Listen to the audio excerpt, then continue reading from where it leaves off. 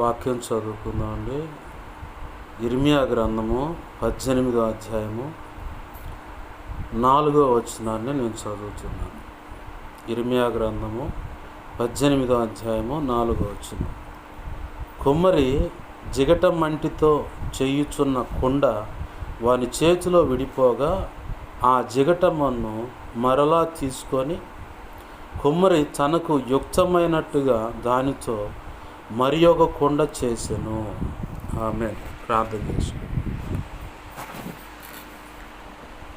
ప్రేమగల మా కన్న తండ్రి యేసయ్యా, నీకు వందనాలు, కృతజ్ఞతాస్తుతులు. శ్రీమంతుడా, నీకు మహిమ ఘనత ప్రభావాలు ఆరోపిస్తుంది. తండ్రి, సహాయము చేయండి అయ్యా. ఈ వాక్యం మీరు ఇచ్చినందుకు కృతజ్ఞతాస్తుతులు. ఈ వాక్యాన్ని విరవండి. వాక్యము చాటున మీరు దాచి ఉంచిన శ్రేష్టమైన సంగతులు, నీ మనసులో ఉద్దేశించుకున్న సంగతులు మాకు ఏమైతే తెలియాలని నువ్వు నిర్ణయించావో, నీ చిత్తంలో ఉన్న బిడలకు ఏ విషయాలైతే నువ్వు తెలియపరచాలనుకున్నావో,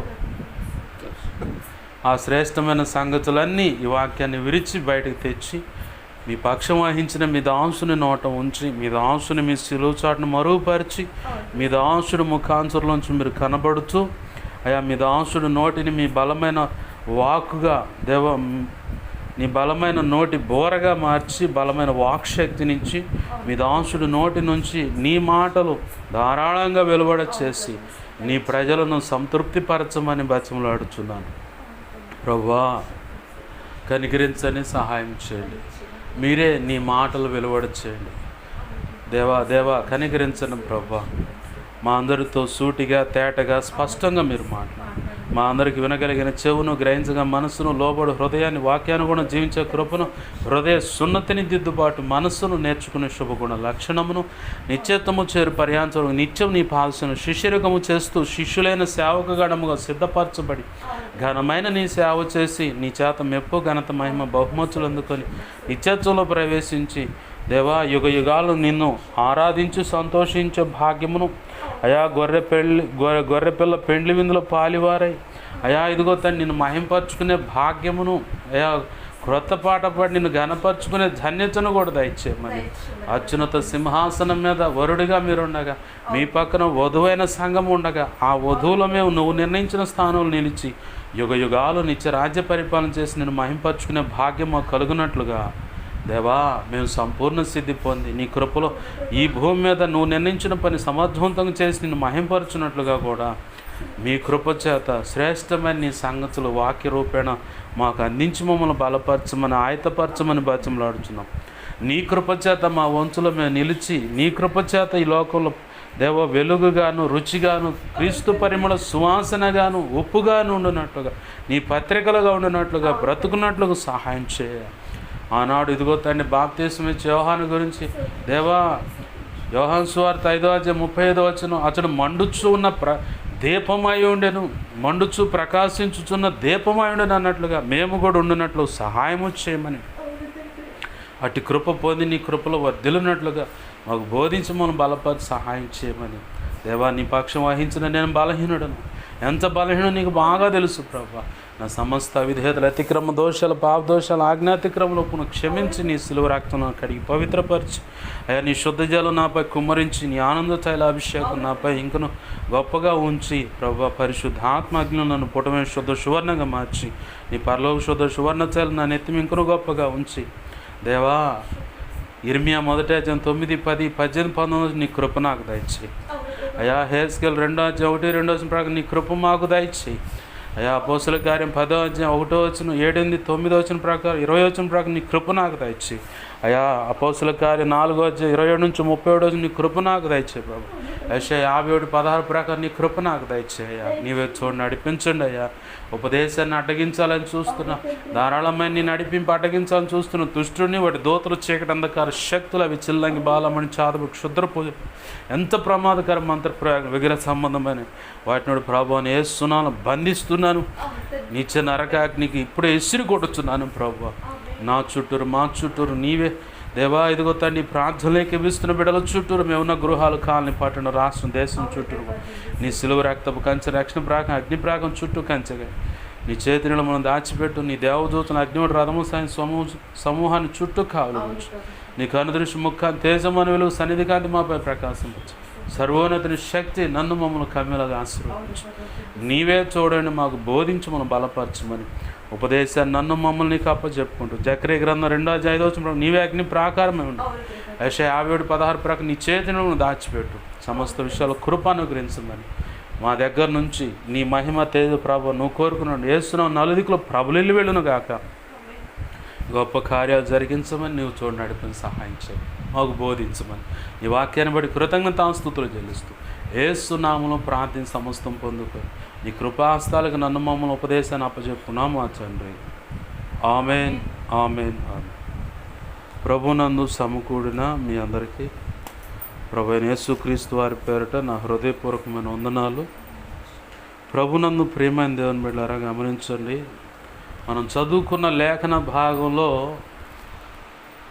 భక్తుడితో దేవుడు మాట్లాడుతున్న సందర్భం అంటే తన పక్షముగా ఏర్పాటు చేసుకున్న ప్రవక్త ఎవరయ్యా ఆయన అంటే కన్నీటి ప్రవక్త అని ఆయనకు పేరు. తన చుట్టూన తన స్వజనులు చెడిపోతున్నారు, దేవుని ఆజ్ఞలను విడిచి ఎట్లా పడితే అలా బ్రతుకుతూ ఉన్నారు. వాళ్ళని చూస్తే ఇతని మనసు పరితాపము ఇక అసలు ఎంత అంటే భయంకరంగా ఏడ్చి మొరపెట్టేటువంటి ప్రవక్త. ఇర్మియా 9:1 ఆయన అంటాడు, నా స్వజనులు నా ఎదుట నశించిపోయి ఎలా పడితే అలా తిరుగుతూ ఉంటే నేను ఎలా ప్రశాంతంగా ఉండగలను? అందుకే నా తల అంటే నా కళ్ళంబుటి కన్నీరు ఓటగా పారును గాక అన్నాడు. అంటే ఎంత భారమో అసలు అంత భారం కలిగిన అటువంటి వ్యక్తులు ఈ భూప్రపంచం మీద చాలా అరుదు. కన్నీరును చూసి ప్రభు దాటిపోనివాడు. కానీ ఆ కృప పొందటం అంటే చాలా శ్రేష్టమైన కృప. అది ఒక ధన్యకరమైన జీవితమే. ఒకళ్ళు చూస్తూ ఉంటే సంఘాల్లో అయినా సరే, మన చుట్టూ ఉన్న వాళ్ళైనా సరే, తల్లి అయినా తండ్రి అయినా తోడబుట్టిన వాళ్ళైనా, లేదు మన చుట్టూ సంఘంలో ఉన్న విశ్వాసులు ఏమైనా పరిచారకులు సంఘ పెద్దలు లేదు సేవకులైనా సరే, ఎప్పుడు చూసిన ఏడుపు గొడ్డు మోహం లేదా ఈ ఏడుపు గొడ్డు మోహం ఉంది అని చెప్పని అనుకుంటూ ఉంటారు. అసలు ఆ కన్నీరు ఆ రకంగా ఆ హృదయంలోంచి ఉబుకుతుందంటే అది దేవుడు ఇచ్చిన కృపే. అది సామాన్యంగా ఎవరికి రాదు, దొరకదు కూడా, ఎవ్వరికి దొరకదు. ఒకవేళ ఒక వ్యక్తికి ప్రభు ఇచ్చాడంటే ఆ వ్యక్తుల యొక్క జీవితాలు ఎంతో ధన్యకరమైనవి. ఆమెన్, హల్లెలూయా. ఎందుకు ఈ మాట అంటున్నానంటే, కన్నీరు ఉబుకుతుంది ఒక వ్యక్తి విషయంలో అనుకుంటే ఆ వ్యక్తి యొక్క హృదయము ఎంతో మెత్తగా ఉందని అర్థం. కాస్తంత చిన్న పొరపాటును కూడా సహించలేక తన మటుకు తాను హృదయాన్ని శుద్ధిపరుచుకుంటూ ఎప్పటికప్పుడు దేవునితో సమాధానపరుచుకొని దేవునితో నడిచేటువంటి వ్యక్తి అయి ఉంటాడు ఆ వ్యక్తి, స్త్రీ అయినా పురుషుడైనా. నన్ను చూసినప్పుడు ప్రారంభంలో చాలామంది అనుకునేవాడు పరిశుద్ధాత్మ దేవుడు నాకు చెప్తూ ఉండేవాడు. అదేదో కుళాయి వాటర్ ట్యాప్ అటు దిప్పంగానే వచ్చినట్టు ఆ రకంగా ఎడుతాడు, ఆ కన్నీళ్ళు ఆనించొస్తాయని చెప్పని అనుకునేవాళ్ళు నన్ను చూసి. నేను బాప్తీసు అనుభవంలోకి వచ్చిన తర్వాత నేను ఎక్కువగా ప్రభు సన్నిధిలో బలిపీఠం దగ్గర కన్నీటితోనే ఆయన సన్నిధిలో మొరపెట్టిన సందర్భాలు ఉన్నాయి. ఆ కన్నీటితో మొరపెడుతున్న సందర్భాలు చూసిన ప్రతి ఒక్కళ్ళు అనుకున్నది, నాకు ముఖానొచ్చి అంటే వేరే వాళ్ళు ఇట్లా అనుకుంటున్నారని చెప్పింది లేదు, కానీ పరిశుద్ధాత్మ దేవుడు నాకు వినిపిస్తూ ఉంటాడు. వాళ్ళు అనుకున్న మాటలు ఇక్కడ వినపడుతూ ఉంటాయి నా చెవులు. కుళాయి తిప్పినట్టు వస్తూ ఉంటే ఆ కన్నీరు యానించి వస్తుంది, అదేంది అని చెప్పని అనుకునేవాళ్ళంట. నేను విని ప్రభువా నీకు మహిమ అనుకునేవాడిని. నాకెందుకు ఇచ్చాడో కూడా తెలియదు. చాలా భారం, ఎంత భారం అంటే సంఘము నాకంటే భక్తి సాధనలో గొప్పగా ఉండాలనేది. సంఘ బిడ్డలందరూ నాకంటే ఆధ్యాత్మికంగా ఎదగాలి, ప్రభు కోరుకున్న పోలికలోకి వాళ్ళు రావాలి. అయ్యా ఇదిగో సంఘంలో ఒక రకంగాను బయట ఇంకొక రకంగా కనబడుతున్నారు, దీనివల్ల సంఘానికి చెడ్డ పేరయ్యా, సేవకుడికి చెడ్డ పేరయ్యా, నీకు చెడ్డ పేరయ్యా. అయ్యా వాళ్ళు మొత్తం నువ్వు కోరుకున్న పోలికలోకి రావాలయ్యా. నువ్వు తీసుకురా ప్రభు అని చెప్పని ఇప్పటికైనా సంఘం విషయంలో భారం ఉండేది. సేవకుడి విషయంలో వచ్చేసరికి ఈయనకు అసలు పాటలే పాడతాం సరిగ్గా రాదు, ఎందుకు ఈయన పాట పాడుతూ అనేవాడు. అంటే తృణీకరించటం, ఆరాధన సరిగ్గా చేత కాదు అంటారు. అసలు పాట పాడటం సరిగ్గా చేత కాదు, ఆరాధన ఒక రకంగా చేతడంటే ఆరాధన కూడా చేయడం చేత కాదు. అలాంటి మాటలు నా చెవిని పడ్డాయి. నేను విన్న సందర్భాలు ఉన్నాయి. భయంకరంగా ఏడ్చేవాడిని, దేవా నా ఆత్మీయ తండ్రి ఇంకా గొప్పగా పాటలు పాడాలి, గొప్పగా ఆరాధన చేయాలి. వాక్యం చెప్పాక అసలు వాక్యమే సరిగ్గా చెప్పడం చేత కాదు, ఇంటే మాకే తలనొప్పి వచ్చి నిద్ర వస్తుంది తప్ప 2 వదిలి 7 గంట ఇంకోసారికి పోవటం బెటర్ అన్న మాటలు కూడా విన్నాను నేను. ఆ విన్నప్పుడు ఆయన తృణీకరించినప్పుడు వాళ్ళ మీద కోపం వచ్చింది, కానీ కోపాన్ని ఎక్స్ప్లెయిన్ అంటే దాన్ని వాళ్ళ ముందు ప్రదర్శించలేను. కానీ దేవుని పాదాలు పట్టుకుని, అయ్యా నా ఆత్మీయ తండ్రి నీ దాసుడు వాక్యం గొప్పగా చెప్పాలని ఏడ్చిన రోజులు ఉన్నాయి. నాకు ఎక్కువగా ఆయన చూస్తే నాకు అయ్యే గుర్తొస్తే వాటి విషయంలోనే ఏడుస్తాను నేను. ఆత్మీయ తండ్రిని ఇలా తృణీకరిస్తున్నారు ప్రభువా, బలపరచు ఇంకా గొప్పగా. ఇప్పటికీ కూడా అదే ప్రార్థన చేస్తాను నేను. పాటలు పాడటం చేత కాదయ్యా, ఆరాధన చేయడం కూడా చేత కాదు, వాక్యం చెప్పడం కూడా సరిగ్గా చేత కాదు. అయినా సరే నువ్వు చేతగాని వాళ్ళని నిలబెట్టి గొప్పగా వాడుకుంటావు కదా, బలపరచు, సరిగా ఇట్లా ఉండాలి ప్రభు అని ఆశతో నా మనసులో దేవుడు నిర్ణయించిన ఆ రీతిగా ప్రార్థన చేస్తూ ఉంటా.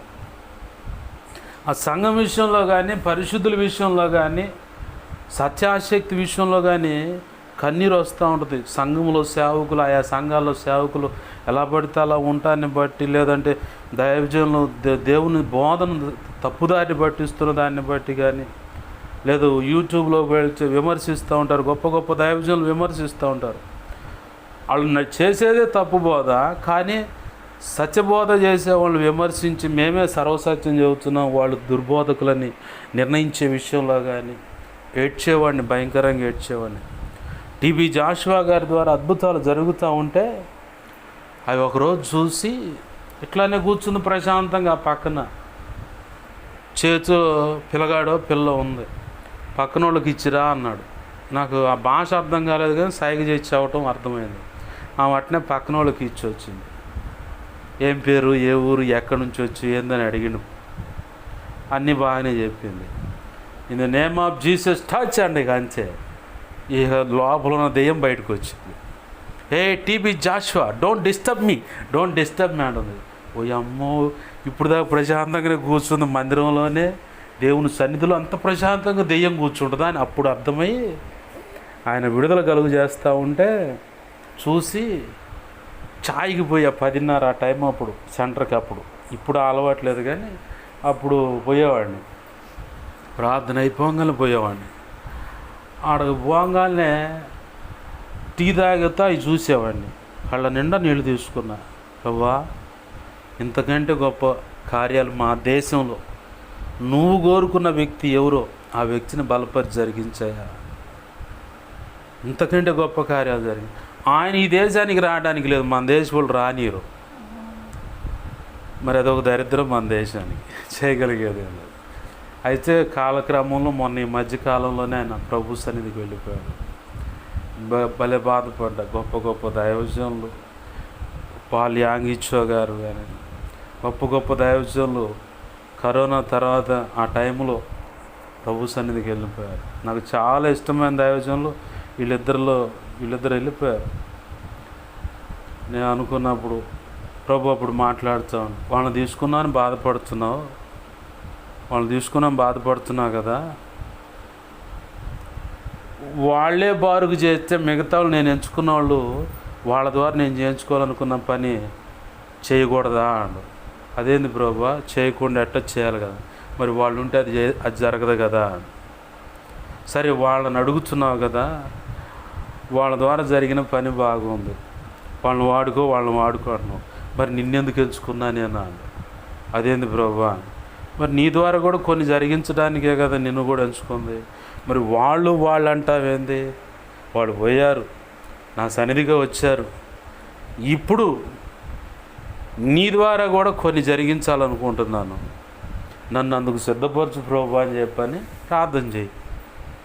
అంతేగాని వాళ్ళని వాడుకో అంటే నువ్వేం చేస్తావురా? అబ్బో ఇదేదో తిరిగి వచ్చి నా మీద పడ్డది బండరాయి అనుకొని ఇక ఎప్పుడు అట్ట అడగనాయా? సరే, ఎవరో నీ చిత్తమైన వాళ్ళు అంటే ఇక అప్పుడు ప్రభు మాట్లాడితే, ఏ వ్యక్తి కంటే గొప్ప కార్యాలు చేయడానికి నువ్వు ఈ భూమి మీద భారతదేశంలో ఉన్న వ్యక్తుల్లో ఆ వ్యక్తిని కోరుకొని బలపరచు ప్రభు అన్నావు కదా, ఆ వ్యక్తి ఎవరో కాదు నువ్వే అన్న. అమ్మాడు తిరిగి వచ్చి నాకే పడది బండరాయి అనుకున్నా. అలాగే జాన్ వెస్లీ, చార్లెస్ జీఫిని టైంలో వచ్చిన ఉద్యోగం కంటే గొప్ప ఉద్యమం మా భారతదేశం నువ్వు కోరుకున్న వ్యక్తి ద్వారా నడిపించు ప్రభు అంటే వాళ్ళు ఎవరో కాదురా, నువ్వే, దానికి కూడా నువ్వేనా? దేవునికి మహిమ అనుకున్నాను. అసలు వాళ్ళ భక్తి సాధన, ప్రభుత్వాలు చేసుకున్న తీర్మానము, ప్రభు ఒకటే చెప్పాడు, ఆల్రెడీ నీ ద్వారా అది ప్రారంభమైంది. ఆ ఉద్యమం అనేది నీ ద్వారా ఆల్రెడీ ప్రారంభమైంది. నువ్వు ఉన్న ప్రాంతంలో దైవ భయం అనేది ఒకటి ఏర్పడదు, అదే ఉద్యమం.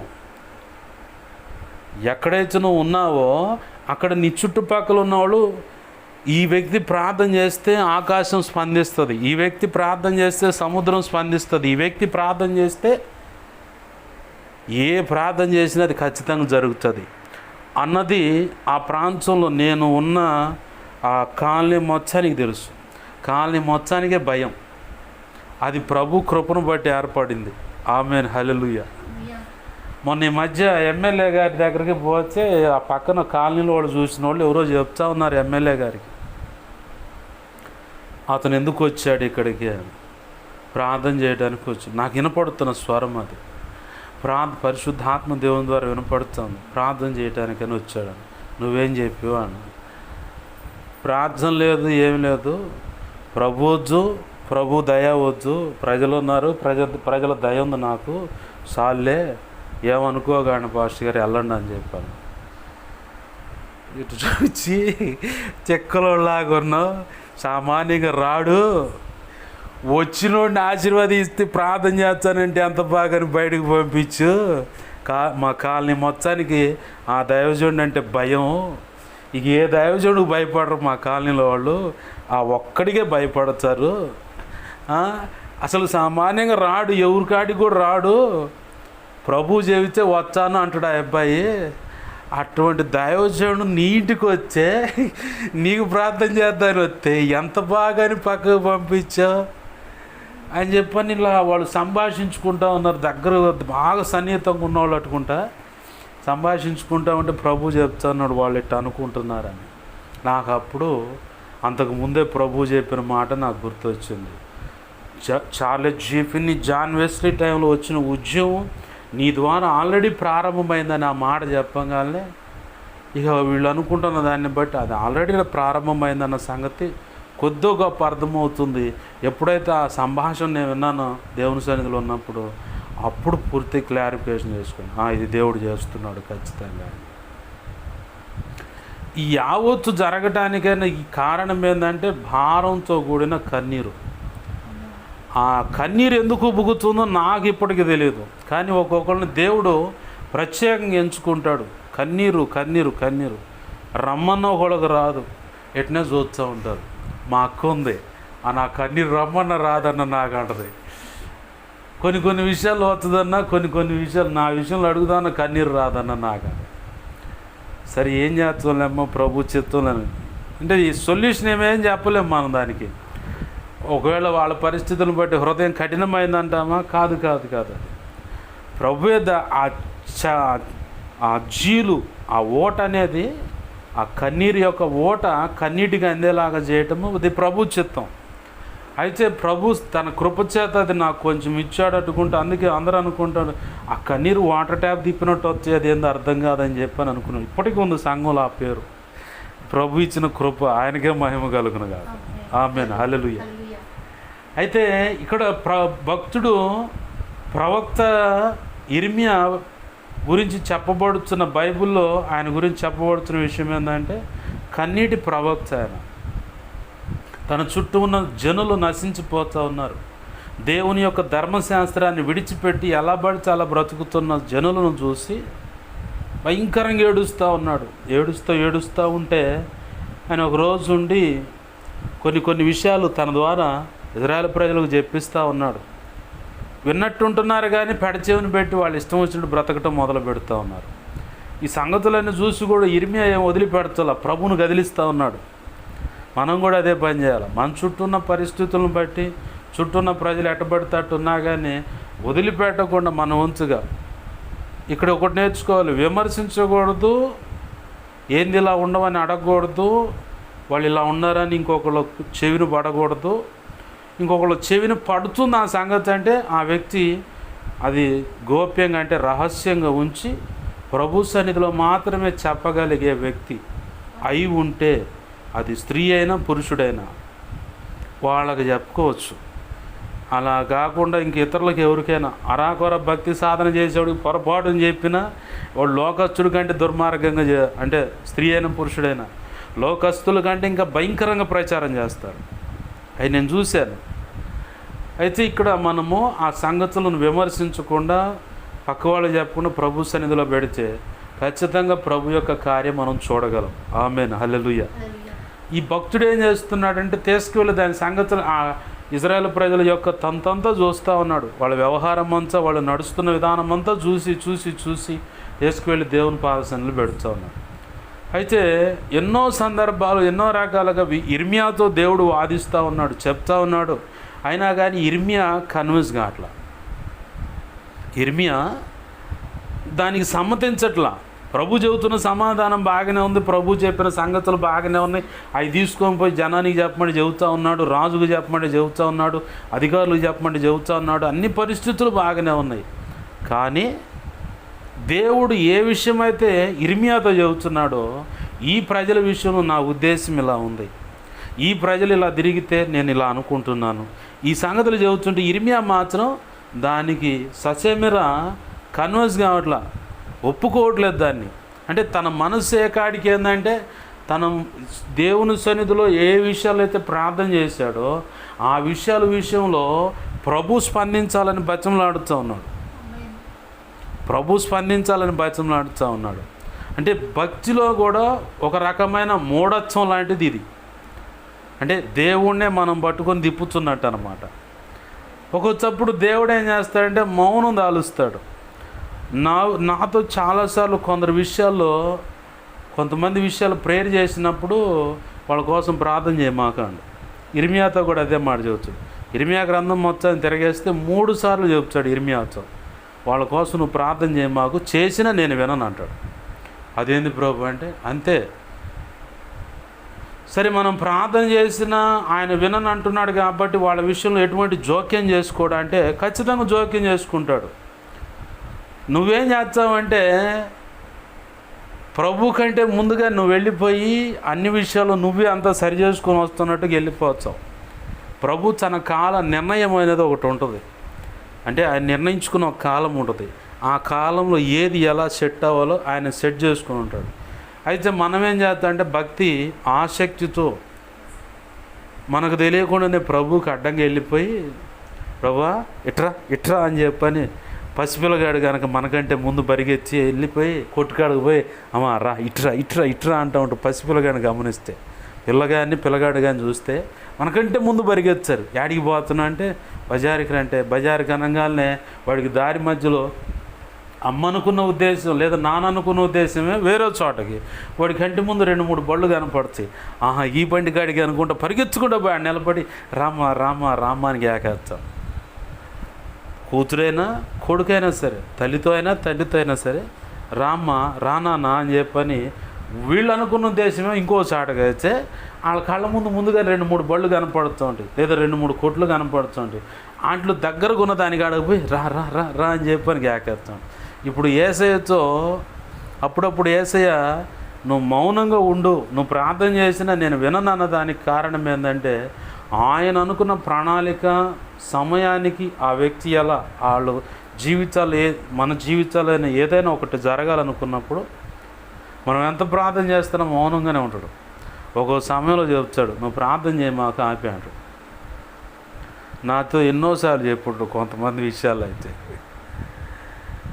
ఏంది ప్రభు అంటే, నువ్వు చెయ్యి మాకు నేను ఎన్నా అంటాడు.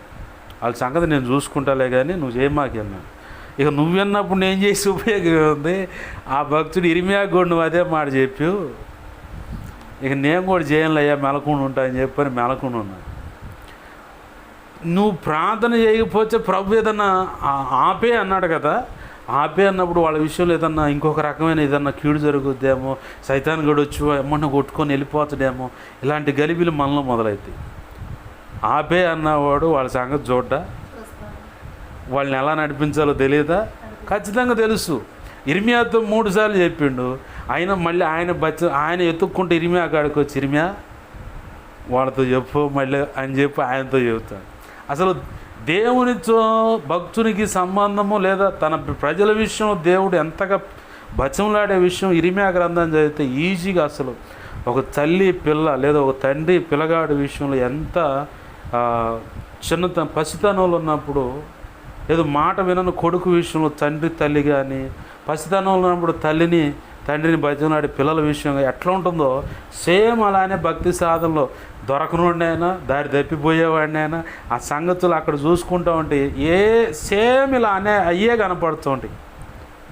మనం ధ్యానిస్తే ఏకాగ్రతగా దాని మీద మనసు పెడితే ఇక్కడ మనకు నిజ జీవితంలో కనపడుతున్న సందర్భమే అక్కడ లేఖనంలో కనపడ్డ తండ్రికి అంటే దేవునికి భక్తుడికి వీళ్ళిద్దరి మధ్యలో వాళ్ళ కళ్ళెదురు కనపడుతున్న దారి తప్పిన భక్తుల విషయంలో ఇదే తంతు కనపడుతుంది.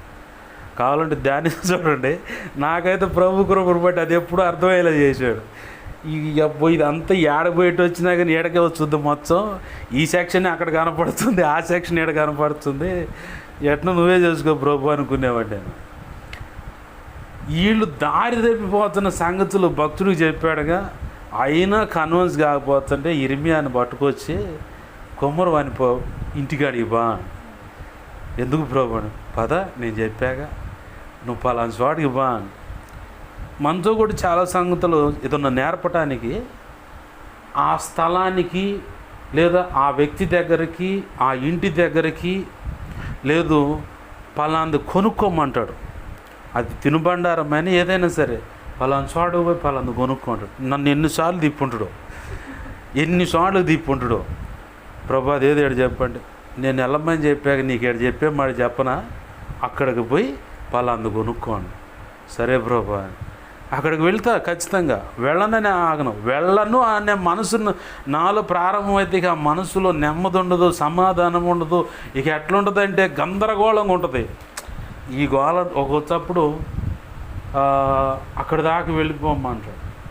నేను వెళ్ళకుండా వెనక్కి వస్తూ ఉంటే ఇక నెమ్మది ఉండదు.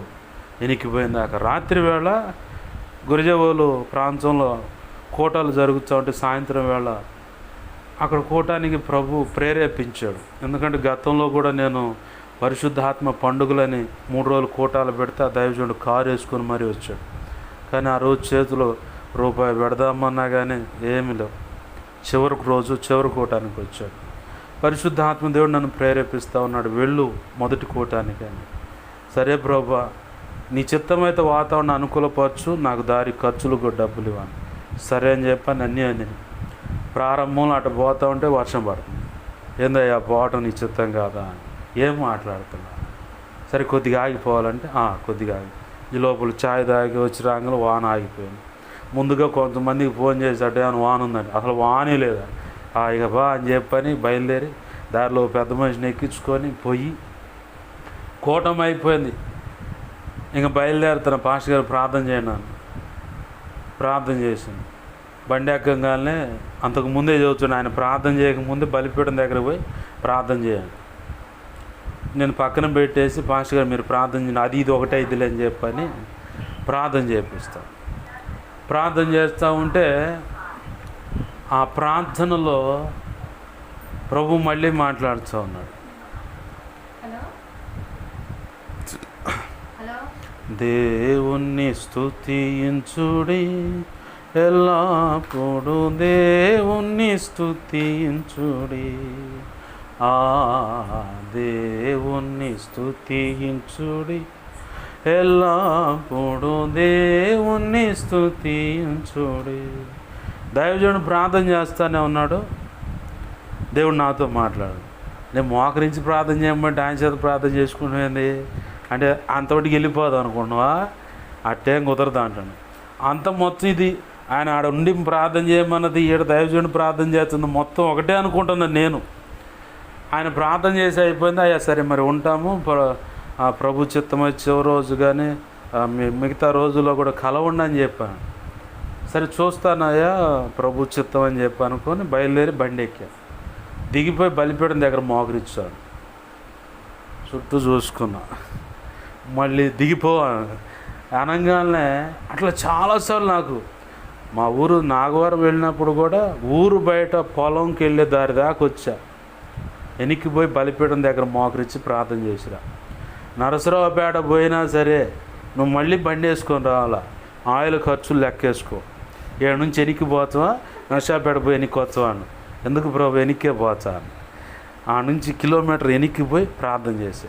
రాత్రి కూడా వెళ్ళి వెనక్కిపోయి బలిపీఠం దగ్గర ప్రార్థన చేయంటే ప్రార్థన చేస్తా ఉన్నా.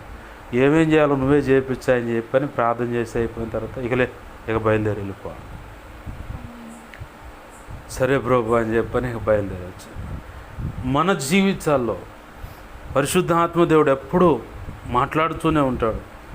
నువ్వు పలానా దగ్గరికి వెళ్ళు. అక్కడికి వెళితేనే ఆ విషయం అర్థమవుతుంది. అక్కడికి వెళ్ళకపోతే అది అర్థం కాదు. కొంతమంది ఏం చేస్తారు, మొండిపొట్టుగా కూర్చుంటారు. నేను అంటాను, ప్రభు కృపను బట్టి నేర్చుకున్నాను. వెళ్ళొద్దన్నప్పుడు ఎన్నోసార్లు తన్నులు తిన్నా దేవుని చేతిలో. ఇక అది మొదలు ఎక్కడికైనా వెళ్ళమంటే సరే నువ్వు వెళ్ళమంది వాస్తవమైతే డబ్బులు, ఆయిల్కి డబ్బులు, పలానా చోటకి, ఊళ్ళోనైతే బండిలో ఆయిల్ ఉంటే పలానా చోటకు పోవాలి. ఆ మందిరంలోకి పోతేనే మాట్లాడతాడు. ఆయన చెప్పిన ఆ షాప్ కాడికి పోతేనే మాట్లాడతాడు. ఆయన చెప్పిన వస్తువు, అది ఆహారం కానీ ఇంకేదైనా కానీ అక్కడికి వెళితేనే మాట్లాడతాడు. ఇంకెక్కడికి పోయినా మాట్లాడు. ఆయన చెప్పిన ఆ స్థలం కాడికి వెళ్ళమంటే ఒక్కొచ్చప్పుడు కోర్టు కాడికి పోయి నిలబడిపోయాడు. సరే ప్రభు అని వెళ్ళిపోయాడు. ఒక్కొచ్చప్పుడు ఊరు బయటకు పో అంటాడు. సరే ప్రభు అని వెళ్ళిపోయాడు. ఒక్కొచ్చప్పుడు ఫలానా వ్యక్తి దగ్గరికి పోండి, ఏమైనా పని ఉందని, వెళ్ళమంటున్నా కదా, సరే ప్రభు అని వెళ్ళిపోయాడు. ఆడికి వెళ్ళిన తర్వాత, ఆడికి పోయిన తర్వాత అప్పుడు ఆ ఎంట్రన్స్ అవుతున్నప్పుడు అప్పుడు చెప్పేవాడు. ఒక్కో సమయం అప్పుడు నా ఆత్మీయ తండ్రి విషయంలో ఒకరోజు ఖచ్చితంగా వాళ్ళ విషయంలో ప్రార్థన చేయాల్సి వస్తుంది. నువ్వు ఎలా ప్రభు అన్న, వాళ్ళ మీద చేతులుంచి ప్రార్థన చేయాల్సి వస్తుంది. గడియ ఉందా, వాళ్ళేమో నా ఆత్మీయ తల్లిదండ్రులు, నేను వాళ్ళ మీద చేతులు పెడుతున్నాను. ఇది మరీ భయంకరం ప్రభు. సైతాను గాడు ఒకవేళ చెబుతున్నట్టు తేసయ్యా ఏసునామములో దాన్ని బంధిస్తున్నా అన్న, లేదు నువ్వే చెబుతున్నట్టే ఆ సమయం మీద ముందుకు తీసుకురా, నువ్వే జరిగించాలి. ఒకరోజు లాస్ట్ 2 నెలల క్రితం మార్చిలో అట్టుకుంటా, దానిలో ఏడున్నా, ఇంటికాడ ఉన్నాయా. నేను అనుకుంది ఏంటంటే కారుకు డ్రైవర్కి పోవాలేమో, లేదా సౌండ్ సిస్టమ్ ఏదైనా మాట్లాడటానికి రమ్మంటాడు. అలా అనుకొని పోయా. ఆడకు పోతే పుట్టినరోజు, అది వాస్తవం నాకు తెలుసు. నా స్థితిని బట్టి, పరిస్థితులను బట్టి ఎప్పుడు కూడా ఆయనకి అయ్యా ఆత్మీయ పుట్టినరోజు శుభాకాంక్షలు అని విషయం చేసింది లేదు. నేను ఏ పార్టీ వాడిని అనుకొని అంచడితోనే నాకు నేనుగా వెనక్కి వచ్చేసేవాడు. అందరూ విషయం చెప్తూ ఉండేవాళ్ళు. అంత దాకా పోలే నేను ఎప్పుడు. ఆ రోజు పిలిస్తే సరే వస్తున్నా, నా అమ్మను వదిలిపెట్టి వస్తా అని చెప్పి సరే రా. నేను అనుకున్నది ఏంటంటే డ్రైవర్గా పోవటానికో లేదంటే ఏదైనా సౌండ్ సిస్టమ్ గురించి మాట్లాడటానికే అనుకున్నాను. ఆడ భాగంలో పుట్టినరోజు ఒక ప్రార్థన అయిపోయింది, లడ్లు తిన్నాం. రెండో ప్రార్థనకు వచ్చేసరికి కేక్ కట్ చేసారు, అయిపోయింది. నా కోసం ప్రార్థన చేయండి. ఈ రోడ్డు ప్రయాణంలో దేవుడు చెప్తా ఉన్నాడు, 2 సంవత్సరాల క్రితం నీకు చెప్పా, నీ ఆత్మీయ తల్లిదండ్రుల మీద చేతులుంచి ప్రేయర్ చేయాలన్న సంగతి. అది ఇప్పుడు నువ్వు చేయాలని. ఆడకు భాగంగానే పాష గారు ప్రార్థన చేయమంటే పాషమ్మ గారిని కూడా రమ్మని పోతే వాళ్ళు టీ పెడుతున్నారు. సాయంత్రం దాకా ఉంటానయ్యా, ఎంత సమయం ఉంటా, దేవుడు నాకు చెప్పిన పని చేయనిండి అయ్యా. అంటే దేవుడు మాట్లాడే విషయము అక్కడికి వెళితేనే అది అందుద్ది, అక్కడికి వెళ్ళకపోతే అది అందదు. ఈయన ఇర్మియాతో కూడా దేవుడు చెప్తున్నాడు సంగతి వివరంగా చెప్పటానికి. ప్రభువు మనల్ని అనుకోకుండా అక్కడ తీసుకెళ్తాడు ఖచ్చితంగా. వద్దన్నా కాడికి పోయామంటే మాత్రం దుమ్ము తన్నులు పడతాయి. వెళ్ళమన్నా కాడికి వెళ్ళామా ఖచ్చితంగా ఇస్సాకుని ఎలా అయితే క్రమంగా వర్ధల చేశాడో అలాగా ఆధ్యాత్మికంగాను భౌతికంగాను అన్ని విధాల వర్ధల చేస్తాడు. ఆమేన్, హల్లెలూయా. కాదనుకొని పెడగా ముందుకు అడిగెళ్తే అంతనే క్రమక్రమంగా ఆరోగ్యం క్షీణించటము, ఆస్తి తరిగిపోవటము, ఆధ్యాత్మిక జీవితం తరిగిపోవటము. ఇక అట్లనే ఎయిర్టెల్ టవర్ కనుక సిగ్నల్ లేనప్పుడు పడిపోయినట్టు పడిపోతూ ఉంటుంది అన్ని పరిస్థితులు. నేను అది ప్రారంభంలో తెలుసుకొని ఆయనకి పెడగా అడుగులు వేయటం కంటే ఆయన చెప్పినట్టు అడుగులు వేసి ముందుకు వెళ్ళి ఆయన కృప పొందుకోవటం మేలని. చెప్పినప్పుడు ప్రతి పరిస్థితుల్లో ఆయన తోడుంటాడు మనకి. అక్కడ ఇరుకు ఎదురైనా సరే ఆ ఇరుకులో కూడా ఆయన ఉంటాడు. మనం ప్రశ్నించవచ్చు, ఏందయ్యా నన్ను ఇక్కడికి రమ్మన్నావు, ఇక్కడికి బొమ్మన్నావు, నేను చెప్తా ఒట్టి చేతులతో సేవకు రమ్మన్నావు, ఉన్నది మొత్తం పక్కన పెట్టు, దానికి నేను కాపలా అన్నావు. ఎవడైనా దాని విషయంలో అడుగులు వేసి ఏదైనా చేద్దాం అనుకుంటే వాడికి పాడే కన్ఫామ్ అన్నావు. నీ ద్వారా ఈ సేవ చేయాలన్నావు. సరే వచ్చానయ్యా, ఇక్కడ ఇరుకు ఎదురవుతుంది, మరి ఏంది అని నేను నిలదీయగలను. ఎందుకంటే ఆయన నమ్మి పూర్తిగా అడిగేస్తూ నిలబడ్డాను కాబట్టి. ఆయన చెప్పిన చోటకు వెళ్ళటానికి మనం పోయి అడిగేస్తే ప్రతి విషయంలో ఆయనే సంజాయిషి చెప్తాడు. మనం సంజాయిషి చెప్పాలి. మనం అడిగే ప్రతి ప్రశ్నకి, మనం ఉన్న ప్రతి సిచ్యువేషన్లో ఏంటి ప్రభు నన్ను ఇక్కడికి రమ్మన్నావుగా, నా స్థితి ఇలా ఉందంటే ఆయన సంజాయిషి చెప్తాడు. నేనే తీసుకొచ్చే ఈ పరిస్థితులు ఎలా ఉంటుంది అంటే సంజాయిషి అంటే సమాధానం ఆయనే చెబుతాడు మనం అడిగే ప్రశ్నకి. ప్రభు కృపను బట్టి అలా అడుగులు వేయటం వల్ల ఎంతో గొప్ప ఆశీర్వాదాన్ని మనం పొందుకోగలుగుతాం. మనం ఏం చేస్తామంటే అక్కడ దేవుడు నిర్ణయించిన శ్రేష్టమైన సంగతి, శ్రేష్టమైన పాఠం, శ్రేష్టమైన అనుభవం మనకు అందించాలనుకున్నది మనం అందుకోకుండా అదేదో ఏడే చెప్పు ప్రభు అని ఏడా కూర్చుంటాం. మనతో ఆయనకి అదే తలకాయ నొప్పి. ఇర్మియా మాత్రం ఆ పని చేయాల, చెప్పంగానే అడగపోయాడు. ఏం పోంగానే చూస్తూ ఉండి కళ్ళెదురు కనపడుతూ ఉంది కుమ్మరు సారం మీద ముద్ద పెట్టి కుండ చేస్తూ ఉంటే చూసి అంతా అయిపోయిన తర్వాత ఆ కుండ చెడిపోవటం, మళ్ళీ దాన్ని కుమ్మరివాడు ముద్ద చేయటం, దాన్ని సరైన తనకు యుక్తమైన కుండను ఓ పాత్రను చేసి పక్కన పెడతాం. చూశాడు, అంతా అయిపోయింది. అప్పుడు దేవుని స్వరం వినపడుతుంది. అప్పుడు దేవుని స్వరము ఇర్మియాకి వినపడుతుంది.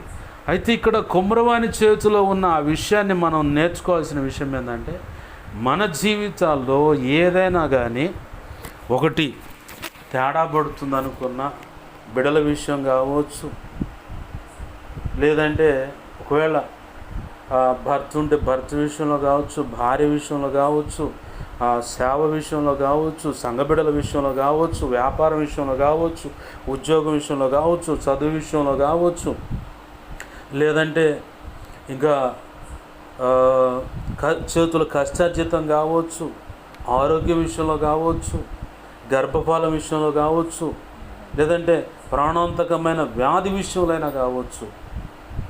అసలు డాక్టర్లే గర్భఫలం కలగదు అన్నారు, ఈ జబ్బుకు మందే లేదన్నారు. అయినా సరే ఆయనకు అసాధ్యమైనది ఏదీ లేదని నిలకడగా మనం నిలబడుతున్నాం. ఇప్పుడు ఇర్మియా భక్తుడు చూస్తున్న సందర్భం ఏంటంటే ప్రభు అంటే కుమ్మరివాడు అనుకున్న కాడ త్రియేక దేవుడిని ఆడ పెట్టుకొని ఇప్పుడు ఆయన చేతిలో ఆ సార అంటే ఆధ్యాత్మిక జీవితం కావచ్చు, లేదా భౌతికమైన జీవిత యాత్ర కావచ్చు. అది ఒక కోణం. దాని మీద ఇక ఆ సారా అనే దాని విషయంలో తిరుగుతున్న ఆ చక్రాన్ని కుటుంబ జీవితం కావచ్చు, దాంపత్య జీవితం కావచ్చు, బిడల భవిష్యత్తు కావచ్చు, ఆధ్యాత్మిక జీవితం విషయం కావచ్చు, సంఘం కావచ్చు, సంఘ బిడలు వాళ్ళ పరిస్థితులు కావచ్చు, లేదా చదువు, ఉద్యోగం, వ్యాపారం, రెక్కల కష్టార్జితము, రియల్ ఎస్టేట్ వ్యాపారం కావచ్చు, లేదంటే సొంత భూమి విషయంలో కావచ్చు, ఎక్సెట్రా అనారోగ్య సమస్య అంటే అది వ్యాధి, గర్భసంచి సంబంధించిన వ్యాధులు కావచ్చు. కొంతమందికి గర్భసంచిలో క్యాన్సర్ వ్యాధి ఉంటుంది, ఓవర్ బ్లీడ్ అవుతూ ఉంటుంది, క్యాన్సర్ ఉంటుంది.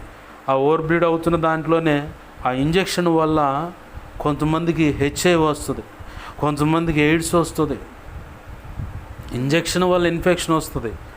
వీళ్ళ తల్లిదండ్రులు లేదంటే కుటుంబ సభ్యులు బంధువులు ఏమనుకుంటారంటే ఇది ఎక్కడో స్త్రీ అయితే ఇది ఎక్కడో చెడిపోయి తిరిగింది, ఎవరితోనో పాపం చేసింది, అందుకే ఈ రోగం వచ్చిందని వాళ్ళని ముద్రలేస్తూ ఉంటారు.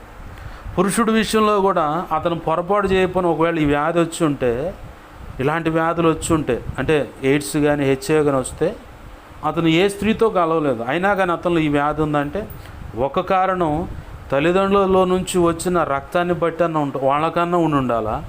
ఏది గర్భం దాల్చినప్పుడు ఆ తల్లి ఈ బిడ్డను కనేటప్పుడు కనే ముందుగా, లేదు అక్కడ కూడా లేకపోతే ఇంజెక్షన్ వల్లే ఇన్ఫెక్షన్ వస్తుంది.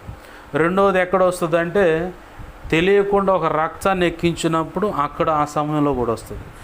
ఏమి తెలియకుండా అరాకొర అజ్ఞాన స్థితి, మేము జ్ఞానులం అనుకుంటారు, అరాకొర అజ్ఞానంగా ఉన్నవాళ్ళు. అంటే రివర్స్లో చెబుతున్నది పాస్టర్ గారు అంటే మరి వాళ్ళు జ్ఞానులు కదా, మనకు దృష్టిగా అరాకొర అజ్ఞానం. అది అరాకొర జ్ఞానాన్ని బట్టి అజ్ఞానంగా మాట్లాడుతూ ఉంటారు వాళ్ళు.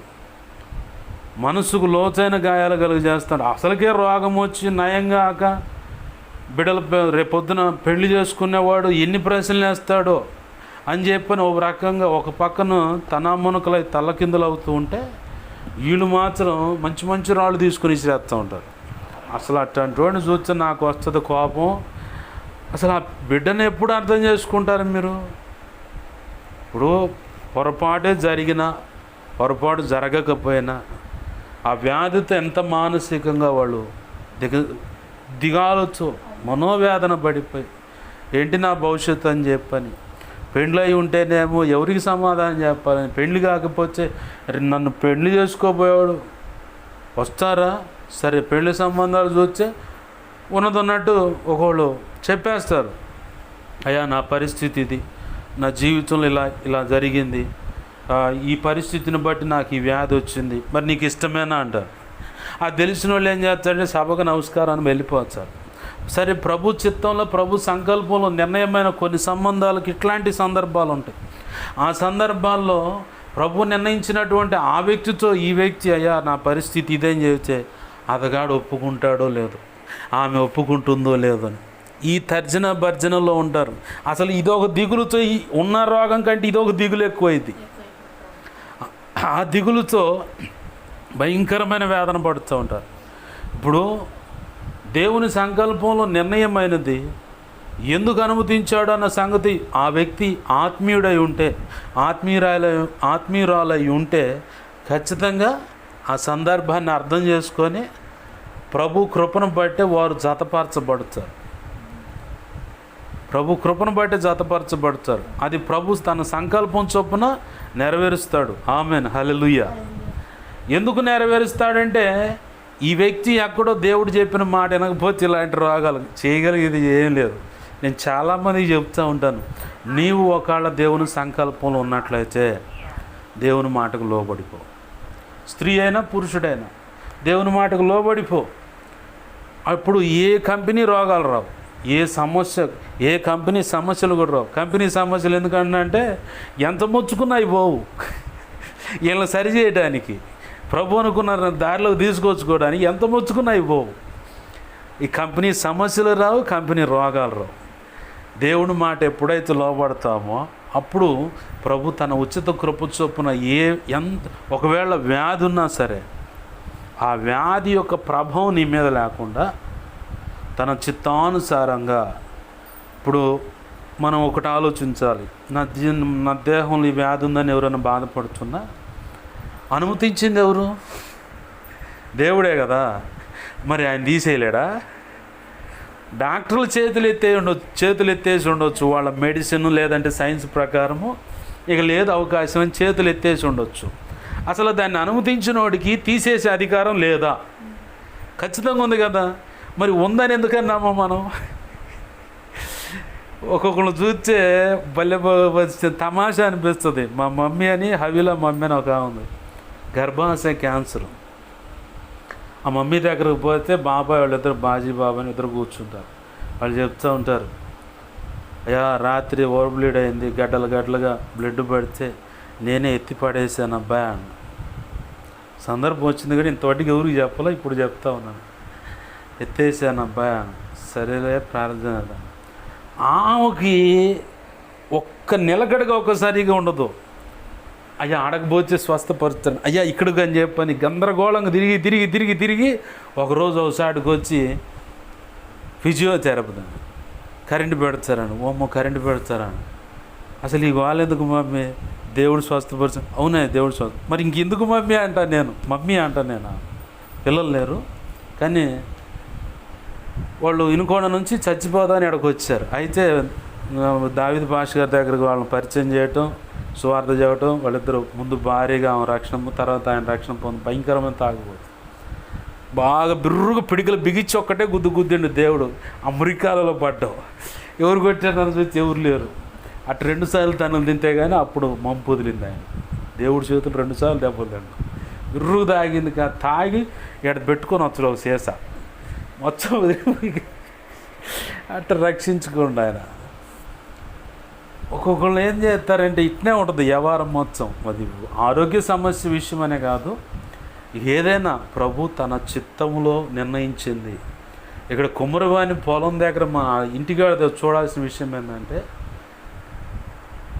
మన చేతులతో మనం నిర్మించుకున్న ఏదైనా సరే, లేదు ప్రభు సంకల్పం చొప్పున నిర్ణయమైనది ఏదైనా సరే చెడిపోయింది అని మనకు కనపడదు. దాన్ని బాగు చేయగల సమర్థుడు యేసయ్య. ఆమేన్, హల్లెలూయా. ఆయన చేతిలోనే ఉంది. అది చెడిపోయినా ఆయన చేతిలోనే ఉంది. కానీ దాన్ని మళ్ళీ తిరిగి కట్టగలడని నువ్వు నమ్మితే, దాన్ని ఏదైనా సరే మన చేతులు దాటిపోయి ఉండొచ్చు. అప్పుల సమస్య అయినా, కోర్టు సమస్య అయినా, ఆస్తి వివాదాలైనా సరే మన చేతులు దాటిపోయినాయి, ఇక ఏం లేదు, ఫైనల్ తీర్పు వాళ్ళకే వచ్చుద్దంట అని చెప్పని లాయర్లే చెప్పి ఉండొచ్చు. లేదంటే చేయి దాటిపోయిందని స్థలం కాడ అప్పులోళ్ళు వచ్చి వాళ్ళు దేశపోతున్నారు, ఈ స్థలాన్ని వాళ్ళ వశం చేసుకుంటున్నారు అనుకున్నా, చివరికి ఒక అవకాశం ఉంటుంది. డాక్టర్లు కూడా చెబుతారు ఇంక అయిపోయిందయ్యా, రోజులు మనిషి అంటారు. డాక్టర్లు చెబుతారు అయిపోయిందయ్యా ఇంకేమీ లేదు అంటారు. మా చేతులు ఏమీ లేదు, చేతులు ఎత్తేసి అంటారు. అసలు విశ్వ వైద్యుడు, విశ్వ సృష్టికర్త ఆయన అనుకుంటే ఇది మొత్తం ఉంది కదా. ఆయన అనుకుంటేనే మనం ఆయన రక్తంలోకి వచ్చాం కదా. ఆయన అనుకుంటేనే ఆయన ప్రణాళిక చొప్పున నిలబడ్డాం కదా. ఆయన అనుకుంటేనే ఈ సేవ పరిచర్య, ఆయన అనుకుంటేనే ఆయన సంకల్పం చొప్పున సేవలో ఈ బాధ్యత మనకి ఇచ్చాడు కదా. ఆయన అనుకుంటేనేగా గర్భఫలమైన, ఆయన అనుకుంటేనే ఆ బిడ్డలు చదవటమైనా, ఆయన అనుకుంటేనే కదా రాబడైనా, ఆయన అనుకుంటేనే కదా ఈ 4 ఏళ్ళతో అంత ఆనందం ఉంటుంది. లేకపోతే ఏముంది? మరి ఇంత ఎరిగిన వాళ్ళము, మనకి ఇంత పాఠం మొత్తం మన చుట్టూనే ఉంది. మనం నేర్చుకోవాల్సిన పాఠము, మనకు తెలియవలసిన సంగతులని మన చుట్టే ఉన్నాయి, పరిస్థితుల్లోనే కనపడుతున్నాయి. కానీ మనం దాని వైపు చూడం, దాన్ని నేర్చుకోము. కానీ దేవుడు మాత్రం ప్రభు ఇది చేయి అంటాం. నేను చెప్పగలను, లాస్ట్ టైము ఆదివారం మటుకుండా పోయిన నెలలో నూతక్కి అనే ప్రాంతానికి, మా పెనుమాక అనే ప్రాంతానికి అమ్మ వాళ్ళు వెళ్ళారు. ఆదివారం రోజు అమ్మ నువ్వు వెనక్కిరా అని మా చెల్లెలకు ఫోన్ చేస్తే, ఫిరంగిపురం దాకా పోయాం అబ్బా, సరే అమ్మను ఆట దించేసి మీరు వెళ్ళిపోండి అన్న. ఫోన్ కట్ చేశారు, ఫోన్ ఎత్తట్లేక ఆదివారం ఆరాధన బల్లని ఎగ్గొట్టి వెళ్ళిపోయారు. మరి ఏమైందో ఏమో తెలియదు. మా అక్క కూడా ఉందంట వాళ్ళతో పాటు. వెనకాలకు మా చెల్లెలే ఈ కూర్చోబోతున్న కుర్చీని అంతే పక్కకు లాగింది. అంతే వెనక్కి పడితే ఇప్పుడు నడుంకి ఔషధపాలెం స్టిక్కర్లు వేశారు. ఇప్పుడు వాళ్ళంతా నేను ప్రార్థన చేసి జరిగింది అనుకోవచ్చు. దేవుని యొక్క ప్రభు బల్ల ఆరాధనను మిస్ చేసి, మా అమ్మ ఉంటేనే నేను రొట్టె విరవగలుగుతాను. ఇప్పుడు వాళ్ళు ముగ్గురు ఒకటేయారని నేను అనుకోవచ్చు. ఇప్పుడు ఏంటంటే ప్రభు అసలు సహకారం ఉందా లేదా అన్న సంగతి, వాళ్ళు ఎలా ఉన్నారు ఏందన్న సంగతి నాకు తెలియపరచడానికి కావచ్చు. వాళ్ళు సహకరించకపోయినా ఖచ్చితంగా నేను సేవలు వెళ్ళాలి. అంతకుముందు వారమే నేను చెప్పాను, తల్లి అయినా, తండ్రి అయినా, భార్య అయినా, భర్త అయినా నీకు సహకరించవచ్చు, సహకరించకపోవచ్చు, తృణీకరించవచ్చు, చెప్పలేను. కానీ నువ్వు దేవుని పనిలో కొనసాగాలి. ఆ నెక్స్ట్ ఆదివారమే, ఆ శుక్రవారం బుధవారం ఈ మెసేజ్ జరిగింది. ఆదివారానికి వచ్చేసరికి నాకు రియల్ లైఫ్లోనే దేవుడు అమ్మ ఎంత చెప్పి వినకుండా వెళ్ళిపోయింది. పోతే కట్ చేస్తే ఏముంది అక్క, ఇప్పుడు అవి అవిషేపాలం బ్యాండేజీలు వేసి ఇట్లా కట్టారంట. కూర్చోవటం కష్టమే, పడుకోవటం కష్టమే. అసలు ఎంత అంటే నా మాటిని వెనక్కి తిరిగితే అసలు నా ఉపద్రవం ఉండేది కాదు, ఆ ఉపద్రవం ఉండేది కాదు. ఇప్పుడు ఎవరిని ప్రశ్నిస్తారు? నా మీద పడి ఏమొస్తుంది? దేవునికి వ్యతిరేకంగా అడుగులు వేసి, అంటే చెప్పింది చేయకుండా ఇంకొక దాంట్లోకి అడుగులు వేసి, మన స్వభావం అంతా ఈ టైప్లోనే ఉంటుంది. దేవుడు ఒకటి చేయొచ్చు, ఒకటి చేయటానికి. కానీ ప్రభు ఈరోజు మనతో మాట్లాడుతుందంటే, కుమ్మరవాని చేతిలో విడిపోయిన ఆ ముద్ద, ఆ పాత్ర మళ్ళీ ముద్ద చేయబడి మళ్ళీ పాత్రగా చేయబడింది కదా. నీ ప్రతి పరిస్థితిలో అది ఏదైనా కావచ్చు, యేసయ్య మళ్ళీ తిరిగి తనకు యుక్తమైన, అంటే మొదటిది యుక్తమైనదే ఆయన పాడైపోయింది అనుకోను, మళ్ళీ దాన్ని ఏం చేశాడు? ఆ ముద్ద సారం మీదే ఉంది, అది కూడా గుర్తుపెట్టుకోవాలి మనం. ఇక్కడ చాలా కీలకమైన పాయింట్ అనమాట. ఆ ముద్ద తీసి పక్కన పెట్టి ఇంకో ముద్ద తీసి ఆడ పెడితే మనం అనుకున్న సంకల్పం తేడా, మనం అనుకున్న నిర్ణయాలన్నీ తేడా పడ్డాయి అనుకోవచ్చు. అక్కడ జరగల, అదే ముద్ద అక్కడే ఉంది, అదే సారం మీద. ప్రభు నీకు ఇస్తానన్నది, ప్రభు నిర్ణయించినది నీ సొత్తే అవుతుంది, నీ సొత్తే అవుతుంది. కానీ అక్కడ నిర్ణయించింది ఆ ముద్ద మారలేదు, అది బాగా పసిగట్టాలి. బైబిల్లో తవ్వే కొద్దీ వస్తానే ఉంటాయి. మనం అక్కడ పరీక్షించాల్సింది. ఈ థాట్ మనకి ఎప్పటికీ తగలదు. ఎన్నో ప్రసంగాలు ఎన్ని ఉంటామో, ఇక్కడ మనం కీలకమైన పాయింట్ ఏంటంటే, సారా అనేది ప్రభు ప్రణాళిక. ఆ ప్రణాళికలో నీకు నిర్ణయించినది ఏదైనా, ఆ కుమ్మరవాని చేతిలో ఉన్న మట్టి ముద్ద లేదా ఆ పాత్ర పాడైపోయింది. మళ్ళీ ఆ ముద్ద తీసి పక్కన పెట్టి ఇది సరిగా లేదని ఇంకో కొత్త ముద్ద తీసుకున్నాడా? తీసుకోవాలా. అదే ముద్దని మళ్ళీ ముద్ద చేసి ఆ సారం మీదే దాన్ని కాస్త నీళ్లు తట్టి ముద్దగా చేసి మళ్ళీ పని చేశాడు. అక్కడ ఆయన చేతితో మళ్ళీ యుక్తమైన పాత్ర చేసి అప్పుడు పక్కన పెట్టాడు. ఇది అస్సలు మెయిన్ మ్యాటర్. ఇది మొత్తం అర్థం కావడానికి అక్కడ నుంచి రావాల్సి వచ్చింది. ఇప్పుడు అసలు ఇది కీలకమైన పాయింట్ అనమాట. నీకు నిర్ణయించింది అది అంతే ఉంది. అమ్మో అమ్మో అమ్మో, చుట్టూ ఉన్న పరిస్థితులు కావచ్చు, దేహంలో పరిస్థితులు కావచ్చు, ఏ స్థితిని చూసినా దిగులు పడాల్సిన పని లేదు, కలవరపడాల్సిన పని లేదు. ప్రభు నిర్ణయించింది ఖచ్చితంగా నిర్ణయము చొప్పున అది అనుగ్రహింపబడుతుంది. అంతే. ఆమేన్. హల్లెలూయా. ప్రార్థన చేసుకుందాం. ప్రేమగల మా కన్న తండ్రి యేసయ్య, నీకు వందనాలు, కృతజ్ఞతాస్తుతి. జీవము కలిగిన మా తండ్రి, నీకు వందనాలు ప్రభువా.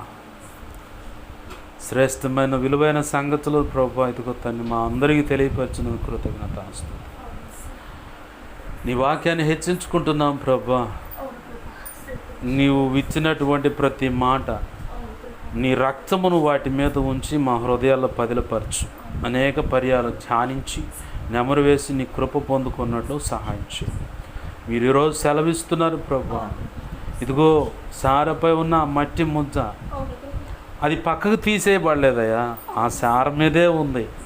నువ్వు నిర్ణయించినది నిర్ణయం చొప్పున అంతే ఉంది. కాకపోతే నువ్వు ఒత్తిడి పెట్టిన దాన్ని బట్టి, లేదా పరిస్థితులు చూస్తున్న దాన్ని బట్టి అది కొంచెం పాడైపోయినా మళ్ళీ ఆ ముద్దనే, ఆ పాత్రనే దానికి మళ్ళీ మట్టి ముద్దగా అక్కడే పెట్టి దాంట్లో నుంచే నీకు యుక్తమైన పాత్ర చేసి పక్కన పెట్టావు. దేవా, నీకు వందనాలు, కృతజ్ఞతాస్తుతులు.